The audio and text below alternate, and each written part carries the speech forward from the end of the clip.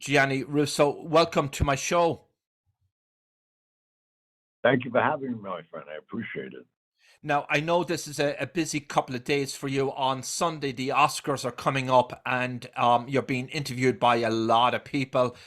And also, you have your food line, I know, and they're going to be distributing some goodie bags with your wonderful Italian food. I just want to begin by saying you've had this just remarkable and fascinating life and career, and I suppose that's an understatement. Most people will never have done in their lifetime what you've done. And if we go back to the very beginning, when you were growing up in Little Italy in Manhattan, that was a difficult period in your life. You didn't exactly have it all that easy. The odds were set against you, and yet you emerged from all of that and then had this incredible, extraordinary career in movies, starting, of course, with your epic role in The Godfather, and your movie career seemed to have taken off from then, and you've had a number of wonderful movies out there. You are in business. You had an enterprise, you may still have, in Las Vegas. And the sidebar to this is that you rub shoulders with the with the mafia. I guess that's no joking matter, but you've often joked about it, and you've got serious about it too. So why don't we just begin at the very beginning? If you're looking back at your life, the beginning to me was a very important foundation of my life, because what you're talking to and your audiences are not aware of it unless they read Hollywood Godfather, My Life in the Movie and the Mob, which is now a bestseller for the last 3 years. In 1949, at the age of 6 years old, I got polio, and half my body was paralyzed, and I was quarantined for 5 years. And the good news about that, I was part of the Jonas Salk vaccine experiment. And in 1955, fortunately, the world was getting administered a vaccine that cured that disease until today. So there's a lot of positives. Most normal people, let me put it that way, would have been overcome just by that, because I watched 2,300 kids die in a 20-bed ward in Bellevue Hospital in New York City. And like you say, to come out of it the way I did and then get to where I am today, fortunately 80 years old and running about 16 corporations worldwide, it's been a phenomenal ride. To say the least. But when you were in Bellevue, just honing in on that for a moment, you spent several years there of your life as a kid.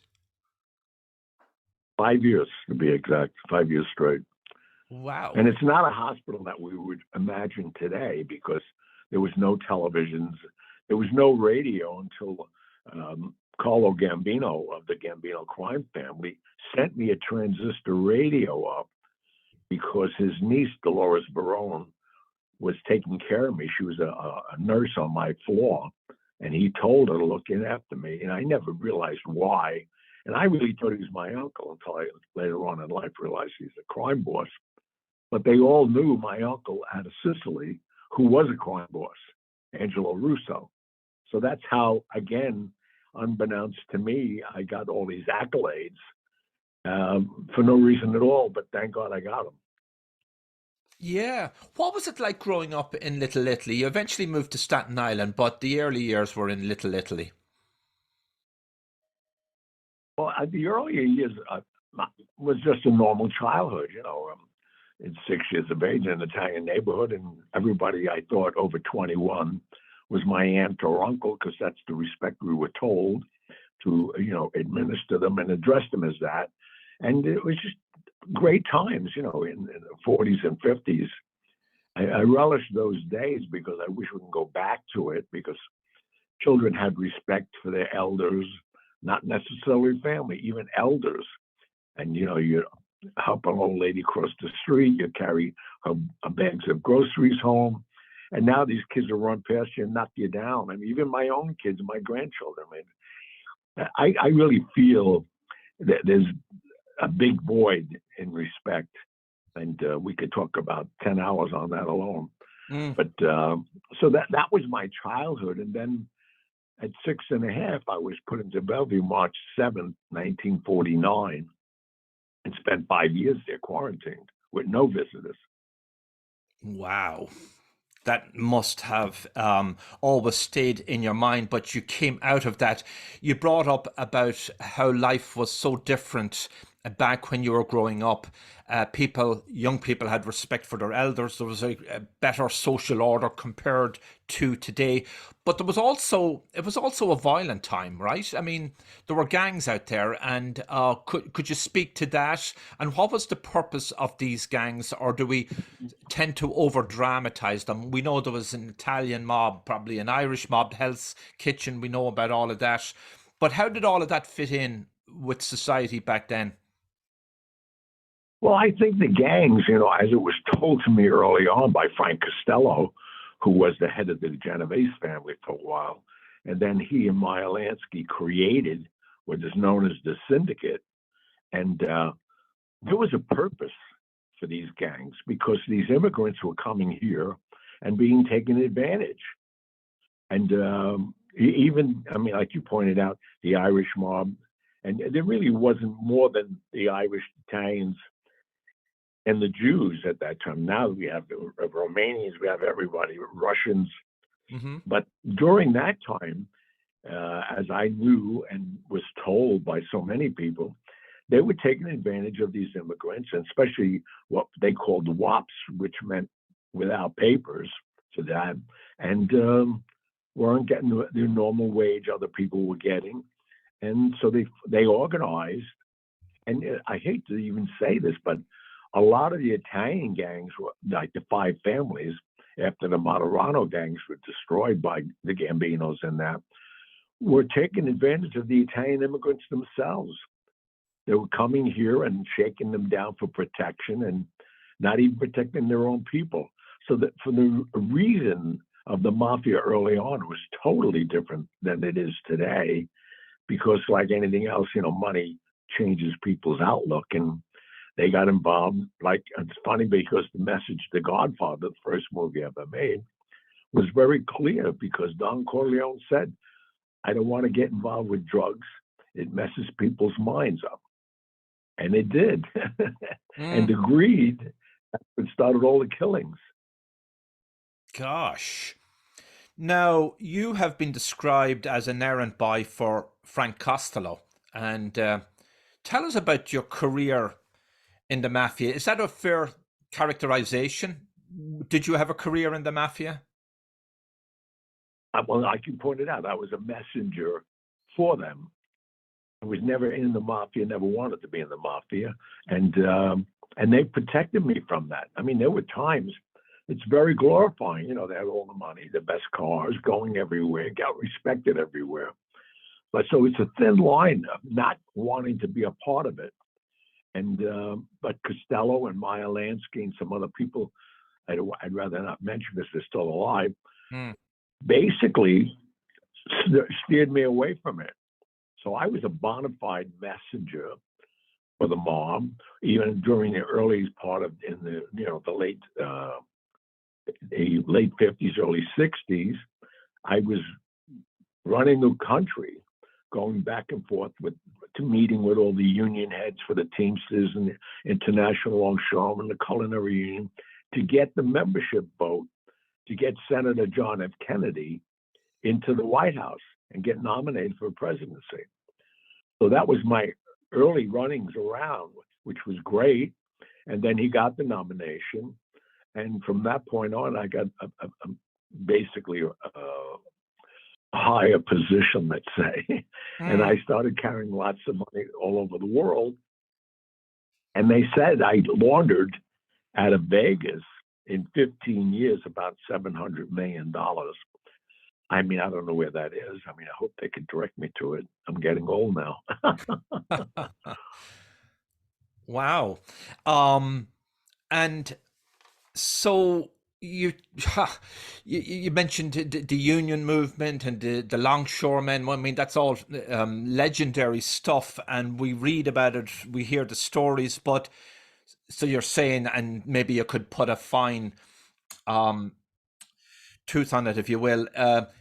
The mafia and the unions were inextricably tied together historically. Oh my God, yeah. I mean, the unions basically were set up to organize crime and to organize labor. I mean, you think about the International Longshoremen, you think about all the unions, and that it's come out even in the Teamsters with Jimmy Hoffa being put into prison.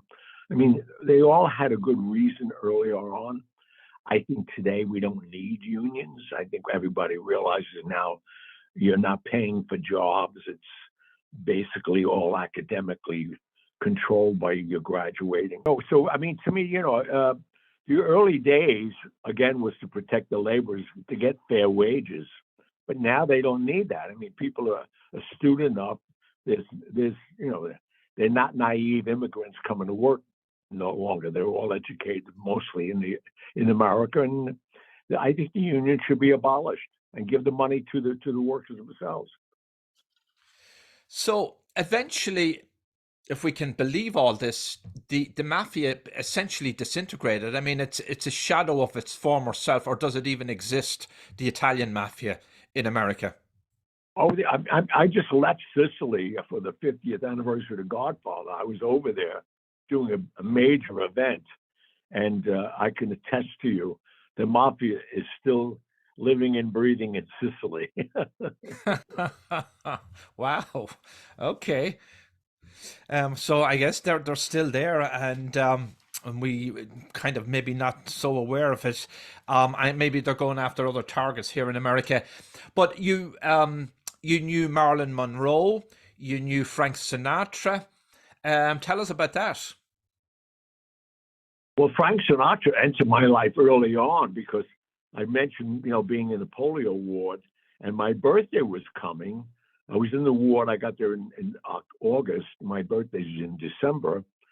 And as my birthday was nearing, fortunately, Dolores Barone, who was my floor nurse and the niece of Carlo Gambino, on the day before my birthday, December 11th, she brought me this little transistor radio. And that radio basically was a conduit to the outside world to me, which I had no connection to until I got the radio. I turned the radio on December 12th, only to find out it was Frank Sinatra's birthday, along with being mine. And they made all these accolades of how he came from humble beginnings, and his mother was a barmaid. His father worked as a longshoreman. And I said, well, if he could do it, I could do it. And at that particular time, he was doing 6 shows a day at the New York Paramount. Okay. And he inspired me to get out of that bed. Wow. That was a great Yeah, and then it was motivator, later clearly. on, and more so later on when I started working for Costello, I was like 15, and I'm doing all the errands, bringing envelopes to people. I knew what was in the money or in betting slips, but it wasn't my business. I was just running, and he gave me the job basically because he felt I'd be the last person you'd pick on the street because I still had the deformity on my left side. And, you'd think of this poor crippled kid, leave him alone. Yeah. But what happened to me that day, I'm going to the Copacabana on 60th Street between Park and Madison Avenue. And, 5th and Madison. And there's lines outside the building already. So I walk downstairs, as I normally do, go through the kitchen, and I'm hearing Sinatra's voice. And he was there doing a sound check in person. I walk out of the kitchen, and he looks at me, and he looks at the floor manager, Jules Bodell, like to say, who is this? And Jules said, no, that's Costello's boy.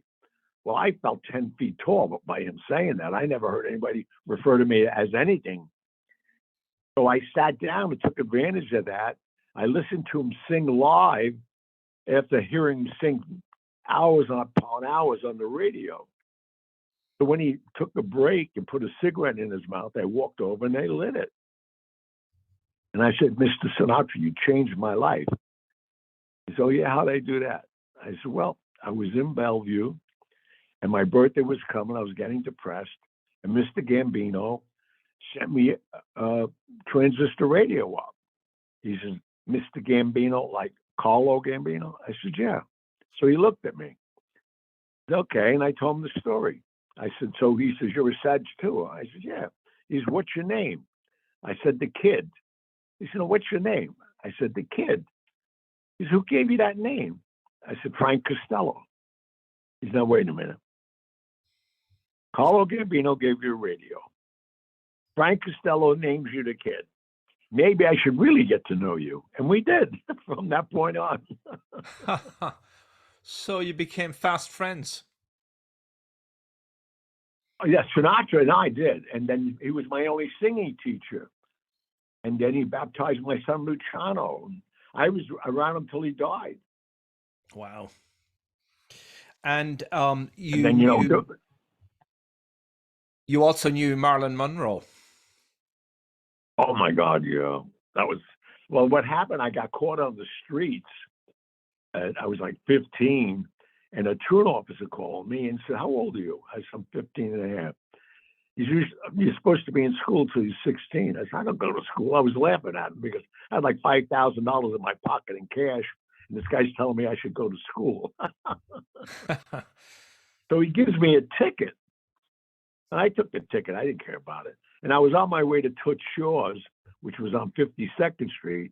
And it was a watering hole run by Toots Shore. And he was like the ambassador in New York with celebrities, Jackie Gleason, Joe DiMaggio, Marilyn Monroe. They all hung out there in the afternoon, late afternoons. And I walked in there. I saw them all numerous times. Never met them because I was just a kid. I walk in there. I have this ticket in my hand. And Costello sees the ticket. He says, what's this ticket for? Walking too fast? And everybody started laughing. I didn't even get the joke. So he reads it and he says, this is a truant ticket. How old are you? I said, I'm 15. He says, how long are you working for me? I said, about 3 years. He says, well, I'll fix this because you got to go to school. I said, I don't want to go to school. So he arranges me to go to a beauty school, Wilford Academy, right one of my routes on top of the Lindy's restaurant. So I go there the next morning, and sure enough, he arranged for me to go. He said, just go there, sign in, and then come to the hotel and meet me like I always did every morning. Well, I get there. There's 30 little girls there. Pretty little girls. Where are you going to find 30 pretty girls at 9 o'clock in New York City? So I used to go there for 2 hours every morning. We've had to go meet him. And thank God I did, because Mark Sinclair and Kenneth came one day and they needed shampoo boys. So, and these are kids, I didn't know where to shampoo boy. In the high salons, they have people that just wash hair. Mm-hmm. So they hire me. I go to work at Lily Daché, and the fourth head of hair I washed was Marilyn Monroe. And I couldn't believe it because I was watching Some Like It Hot at Paramount Theater 24 hours a day. I used to sleep there at night. And now I'm washing her hair. And that led into a 4.5-year friendship until she died in 1962. Wow, that's remarkable. I want to go back to something you referred to earlier, the Kennedys and the mafia connections, and Joe Kennedy and the election of John F. Kennedy and his assassination. You mentioned that the what the Italian mob really wanted out of supporting Kennedy's re-election, and of course, Joe Kennedy sort of engineered a lot of that behind the scenes, was they wanted to get the casinos back in Cuba. So the idea being that there would be a Bay of Pigs invasion set up, which of course went terribly wrong. But just tell us a little bit about that. Well, let me introduce Joe Kennedy for who he really was. In the 30s, Joe Kennedy and Frank Costello, during Prohibition, amassed $30 million each. So the mob and the syndicate both knew Joe Kennedy, and was a sly guy and very well connected in Washington. But when he wanted his son to become president, he knew he needed all the Italians, Irish, all the unions, because nobody was going to elect a first president, a Catholic, to the White House without all that. And what you're talking about, the Bay of Pigs, he promised the mob, if his son got to become president, the first thing he would do is invade Cuba and give them back their casino, because the mob is not doing anything for not getting rewarded. And Batista was a friend of theirs when they had all the casinos. And then Castro got into office and threw everybody out. I was there the last 3 days they were operating in Cuba. You were in Cuba? I was in Cuba, and they dramatized it in the movie The Godfather, saying that was New Year's Eve. It was actually 3 days before New Year's Eve. They were going to close it down January 1st, and we got word of it. And anybody that had a suitcase, or we even went to luggage places to buy it, we moved about $6 million in cash out of all the casinos and got on planes and left. And that's why they wanted the casinos back. And Joe said his sons would invade the casinos and get them back. But after he got elected, John made the mistake of bringing his brother Bobby in as Attorney General. And unbeknownst to John and Joe Kennedy, little Bobby, the youngest Kennedy boy, hated his father and his mafia connections, and even his brother's connections with Sinatra and all the mob too. So he was the one that called off the Bay of Pigs. Wow. He let them know there was no Russian missiles in Cuba. And that thing all blew up. So they waited patiently for a year for other ideas they were having, how they're going to get in there. And then when that wasn't happening, I delivered a message to Joe Kennedy, not knowing what it was until after, in an envelope down in Palm Beach. And the message read, I found out later, that we're going to start killing off your family unless we get our casinos back. And that's what happened November 22nd, 1963.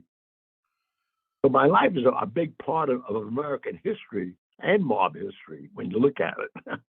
Well, that's a pretty remarkable statement. Well, presumably the primary purpose of getting back into Cuba was to bring down Castro, and then the secondary one was payback to the mob. Yeah. Which, that's of course, what it was about. Yeah, which of course we know didn't work out very well. Now this is the 50th anniversary of the making of The Godfather, and you had a major part in it. You played Carlo Rizzi in this classic movie, but the report is that Marlon Brando didn't want to work with you at the beginning because he considered you an acting rookie. Well, what happened, first of all, how I got the part, I arranged a meeting for Joe Colombo to meet the executives of Paramount.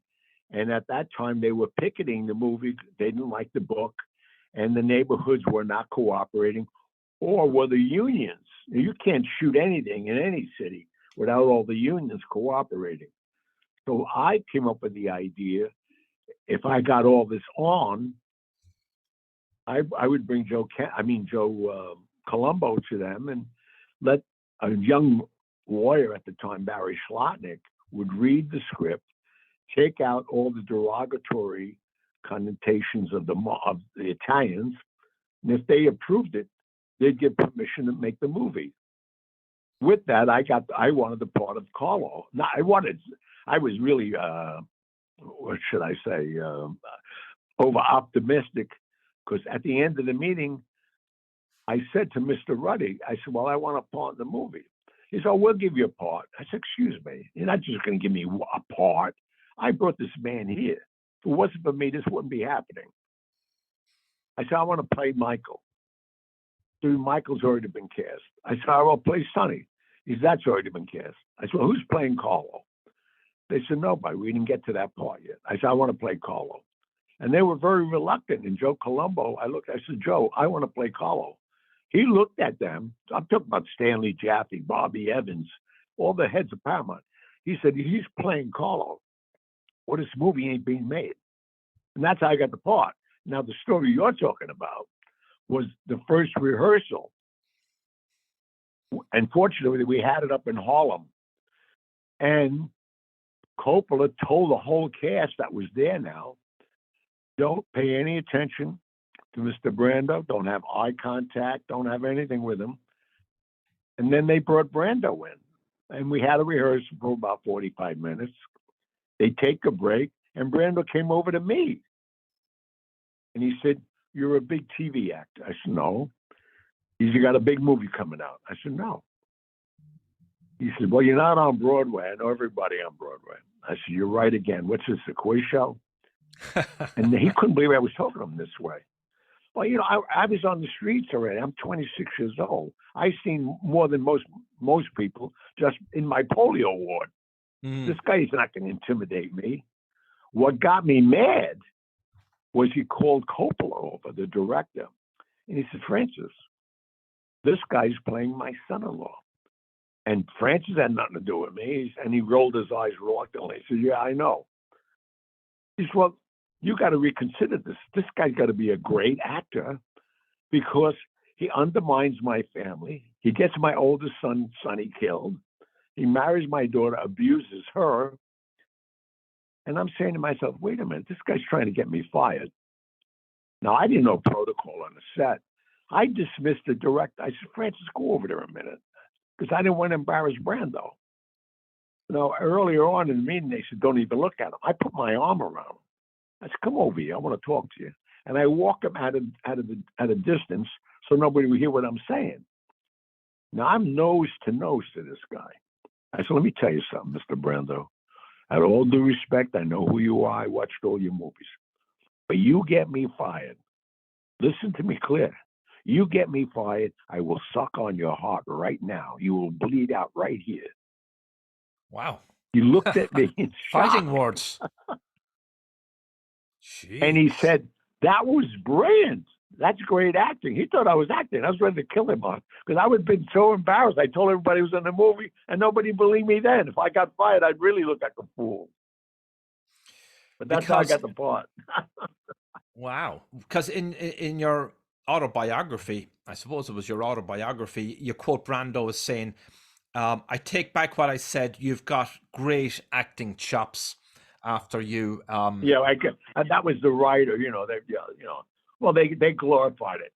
They wanted, first of all, St. Martin's Press didn't want me to say, I'll suck on your heart. You'll die right here. Well, that was the launch of a very successful acting career. You had The Godfather, Godfather II. You're in Seabiscuit. I'm just randomly giving some of the names of some movies you're in. The Four Douches. Some of the great ones. I mean, Striptease with Demi Moore I like. Mm-hmm. How about Any Given Sunday? 38 movie stars. With Pacino again, Cameron Diaz. No, I've been blessed. I'm so blessed. And that's the message I want your audience to recognize. I'm not some idiot or a mafia-controlled guy. I am so blessed. I believe in God. I pray every day. And what I have is pure miracle. I mean, my family, my kids, it's a blessing. And, and that's what the message in the book was. The last sentence in my book called Hollywood Godfather, My Life in the Movie and the Mob. It's on Amazon now for 4 years. Got over 2,500 five-star reviews. But the message of the last sentence is, yes, you can. I want everybody to believe they have a dream, go do it. It's for my kids, for my grandkids, anybody out there. I am proof of I am the American dream. Yeah. Yeah. Let's pick you up on your religious faith there, because you refer to it. You knew and met Pope John Paul II. Oh, yeah, my God, yeah. Well, he was the third pope because part of my duties as a messenger, I was a courier for the Vatican Bank, Banca di Roma. And unbeknownst to the world, a great friend of mine and also a son of a great mobster out of Chicago, Nick Nitti, his father was Frank Nitti, we were couriers. And we used to move the skim money from Vegas to the Vatican Bank. We did that for 15 years. Oh my gosh. And that's how I met Pope John Paul. Because, I was with John Paul. I was with 3 popes prior, but he and I hit it off so much. And we became friends. And now, as your audience knows, he's a saint. Mm. And my grandchildren go to a school in Puglia that had some problems, and we helped rebuild it. Mm. And my probably kids tell me, Poppy. You're probably one of the greatest my popes kids, in our my time. grandchildren say, Poppy, how do you know a saint? He was remarkable philosopher and pope, and brought a lot of change that really was positive. Just speaking of the Courier thing, a lot of listeners won't understand that. So literally, you took money from Vegas, and you whisked it by plane to the Vatican. And what was the arrangement here? I mean, this is something. Well, the arrangement was, we would bring them the money. They would clean it, they called it. They deposited it in different banks. And they would take 10% of what we brought them, and then they would deposit it anywhere we wanted it. We moved hundreds of millions of dollars out of there over the years, but nobody knew how we were doing it. That's how we were doing it. We were carrying it on Alitalia planes in Nitti travel bags. Wow. Like literally hard cash? Literally hard cash. Oh, jeez. Once a week. And no problem with customs, or did you have an arrangement with customs, immigration, law enforcement? Well, that's why we flew Alitalia. Once we got onto Alitalia, we had a flight bag like the pilots had. Mm. And we'd be at the desk checking in. When the pilots came, they took our bags, we took theirs. We did this we were right on the nose of everybody. Nobody picked up on it. Jeez. Wow. That's amazing. That's a movie in itself. Yeah, no, I mean, I'm assuming that arrangement no longer exists. No, it doesn't. But you know what? We didn't even leave the airport. When you said customs, we didn't. Once the plane landed, that was before these new telescopic runways that go right to the plane. We'd go down on the ground, and as the baggage came out, the little priest from the Vatican, the cars were right on the tarmac. We didn't leave the airport with the money.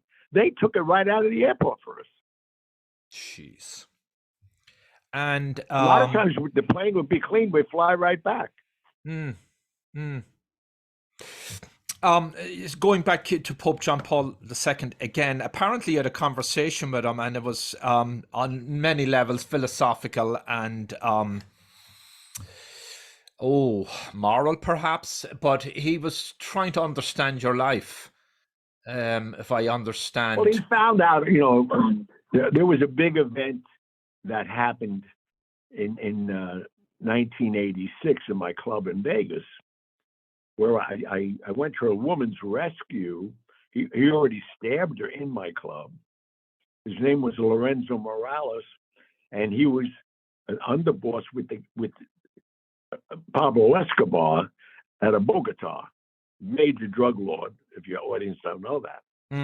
And I got involved with it, and I wound up killing him that night. And that went, viral, and there was all kinds of stories about that.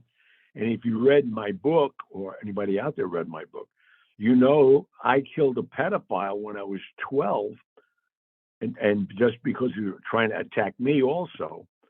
So it was like, they used to say the apple didn't fall far from the tree, because Angelo Russo was notorious in Sicily.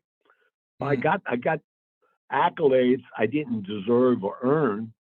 I just went to people's rescue and did the right thing. That was the conversation the Pope wanted to know. We had conversation about why do you think you do this and have the courage to do it and get away with it?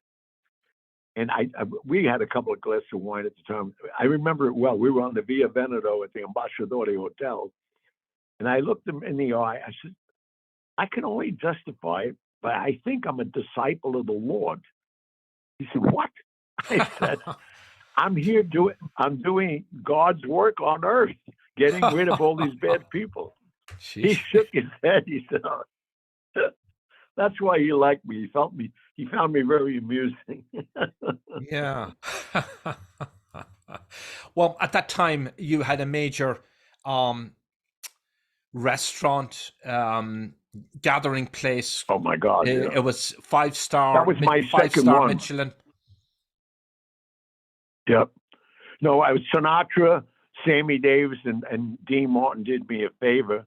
They opened it for 3 days. They were there as a present to me. Once that happens in Vegas, forget it. Well, that was my second one. I opened a club called Tiffany's in the Tropicana Hotel, and my friends had Elvis open that for me. He was there for almost every night for a week while he was headlining at Kirk Kerkorian's International Hotel. So I've had, again, friendships like that could make any nightclub a success.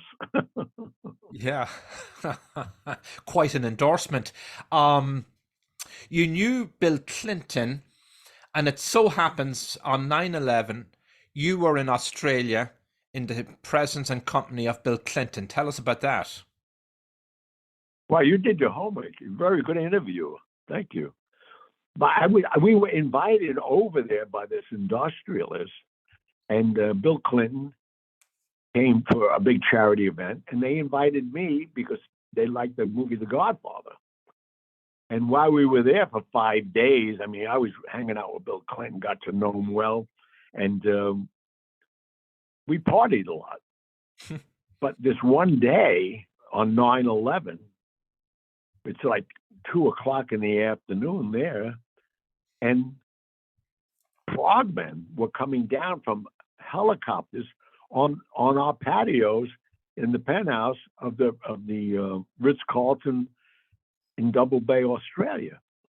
I go try to get out of my room, and there's somebody blocking the door. I said, "Are you watching television?" They said, "Mr. Russo, go back to bed. We're moving the president." And I found out something. When we are being attacked, any living president is moved to an airbase, the closest airbase, because they don't know who's invading. Wow. So I said, "But we're having," he said, "Yeah," and I didn't know this. He said, "Turn the TV on." I turned the TV on, and I see the second plane hit the tower. So I go back to the door. I said, "Where are you taking the president?" They said, "We're taking him to Germany." I said, "Okay." I said, "Could you drop me off?" They dropped me off in the Air Force Base in Naples. I love it. We'll quickly go back to The Godfather 50 years after its making. Why is it regarded as one of the greatest movies of all time? And why is it this enduring classic? What explains its amazing success? I mean, I can only give you my opinion. And fortunately, the world agrees with you. We've crossed 4 generations. But, there's a true message in that. I mean, other than the violence, the story of respect and family, I think it was never been portrayed so easily to like it. Because, most of it was family and family dinners. Yes, there was violence, but they sent a message constantly. And Francis Ford Coppola was brilliant. And the making of that movie, and I was there from day one, almost didn't happen several times because Paramount didn't like Pacino at all. They didn't want him in the movie. And then they saw him the first time on film at my wedding dressed as a soldier with Kay. And they thought he was such a weak guy. But that's the brilliance of Pacino. Mm. He built this character where you saw this soldier who was a war hero. They made you believe that he killed people in the war. And then when it had to come to the streets, he did it. And he took over, not like his brother Sonny, a hothead. He always reasoned with people and world leaders. And the story still lives now. I mean, I'm leaving tomorrow on a tour for the next 3 months because I turned my book into a musical. And again, I want to stress, if you haven't read the book, you should get Hollywood Godfather, My Life in the Movie and the Mob. And my next book is out already called The Sixth Family, and that's getting 5-star reviews. But I'm going on a tour again with the film, doing my show and telling these stories, and I'm sold out everywhere. So it's not me. It's not, I think it's the material I deliver. Like you're talking about Marilyn Monroe and you talk about Sinatra. These are myths to most people. I lived with them. I mean, I partied with them. I mean, you'll be between the book and my show introduced to a life of 55 years of madness. Wow. Well, it's gotten you many places. You also have a very successful podcast, Hollywood Godfather Podcast. Yeah, we do. We put up a new show every Wednesday. Got great guests. And in fact, I have Elvis's niece now as like a co-anchor with us, bringing us up to date on Graceland, which is the new segment. Now we have, I mean, it's, again, I have such energy. I'm 80 years old. I love what I do. I get up in the morning. I can't believe I have this life. Yeah. And, you know, and that's I totally attribute it to the powers above because I didn't do this. We're almost out of time. I want to get a few other quick questions in. When you look around the world today, you look at America, Western world, and see where we're at. It's changed remarkably since your childhood. What do you think of the social and political structures in place today? Well, I think it's poisoning people's minds. I think the fact that they're forcing young kids into a life just by television, seeing cross genders. They didn't even decide in their lives what they're doing, and they're confusing them even more. And then the politicians, as we know them today, they're out for themselves. I mean, look how many presidents, the last 5 presidents that went in the White House, even Obama, and I'll say it, he had $168,000 to his name when he registered. He's a multimillionaire. How? Why? They do favors for other countries. When are we going to wake up? They're selling us down the drain. Even with this fiasco of COVID, that was a political football. I mean, I don't want to get into politics. It's just, you asked the question, thank God. But to me, we don't know politicians be politicians for the people. It's them first and the people later. And that's what we're seeing now. We dug such a deep hole. There's no way out of it. Yeah, it's really bizarre and sometimes, and it's such a polarized nation. The West is polarized. We've just people at loggerheads. Politicians don't work together, and you strike me as a big family man, because you have a lot of kids and you have a lot of grandkids, but even family. Well, I don't want to mislead you or your audience. I'm really not a great family man because, you know, I basically I've been so busy all my life, and these kids happen to come because, you know, I have boats, I have all these toys for these women, and they basically I have 10 mothers to my kids. But if I told you I changed the diaper or whatever, believe me, far and few between. I was out doing what I do, working. I never addressed a woman saying, I'm going to be home, I'm going to be a husband. I was not that guy. I do believe in the family foundation, but everybody has to contribute as a family. I'm not here as a well or a bank that's open for you to grab what you want. I tell my kids, because they say to me, Dad, at one time I had 40 cars. They said, I'd like one of those cars. I said, well, get it the way I did. He said, what do you mean? I said, I saved my money and bought it. You'll feel better about yourself. So they get mad at me. So, I mean, I don't want to go out and say I'm a great father. I'm a great Catholic. I believe in that religion. I believe in Judaism. As long as you believe something other than yourself, that's the message. Don't think you're all high and mighty and can do it all. You can't. Well, we'll have you back to have another discussion. We'll do an audio visual the next time because I'm going to pick up the next time again on your faith.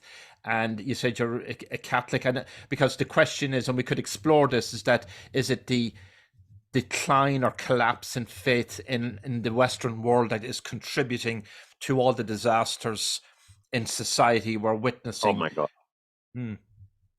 I think you and I will never be out of what we could talk about. Unfortunately. Yeah, well, we'll have you back to discuss those topics. And what's your final message to those in our society who may be struggling, going through very hard times and figure there's no tomorrow? I know you have some good words and language in your book. Any other thoughts about that to kind of motivate them? Yeah, I think what we have to go back to the basics. Even the majority of society today are looking for freebies and handouts. They got all these, subsidized checks.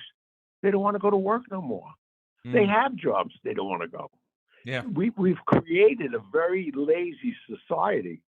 Well, they better wake up because they're going to get consumed by that, and they're losing their ambition of life. You got to get up in the morning with a reason.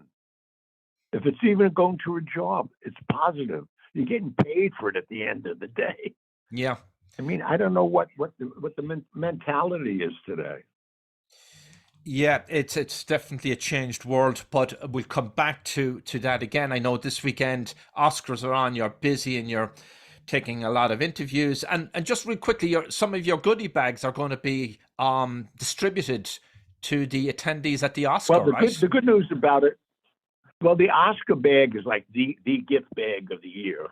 And we were blessed again because we are in the Academy of Motion Pictures Museum, and they feature Genco olive oil. They feature some of my sauces, and you go online to Corleone Fine Italian to see them. And I have Clemenza's meat sauce in the jar. So this year, they invited us. We didn't pay to be in the bag. A lot of sponsors pay to get in that bag. So this year we have 2 items in the bag, and the Oscars are this Sunday, and it's a great time, as usual for me. Well, enjoy every moment. Enjoy every moment of it. Gianni Russo, thank you for being my guest. No, thank you, and God bless your audience. And anytime you want to talk, you're a very enlightened man. Well, I'm going to have you back. We'll set it up. Thank you. Please.